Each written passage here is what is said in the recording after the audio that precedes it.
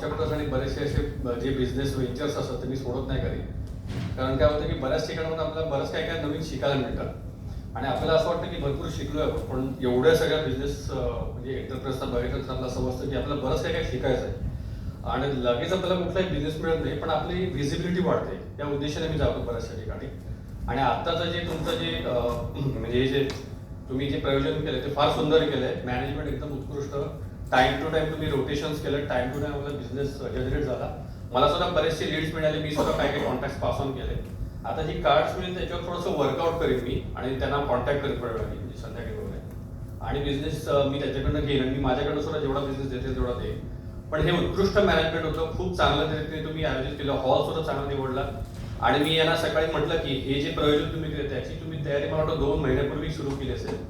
कारण card distribute करणे, calling करणे, बराचसा मोठा टास्क केला आणि आता तो सक्सेसफुल होतोय, म्हणजे झालाय ऑलमोस्ट. तर बघितल्यानंतर स्वतःला खूप चांगलं वाटतं. जेव्हा आम्ही असा प्रोग्राम करू तेव्हा या लोकांना जरा कॉन्फिडन्समध्ये घेऊन त्यांची जरा कन्सल्ट करू. पण खूपच चांगला प्रोग्राम झाला आणि मला वाटत नाही असं की कोणी असं म्हणेल की हा प्रोग्राम त्यांच्यासाठी झालेला नाही. पण मला वाटतं खूपच सुंदर झाला. ते एकदा टाळा झाले सगळ्यांचं. थँक्यू.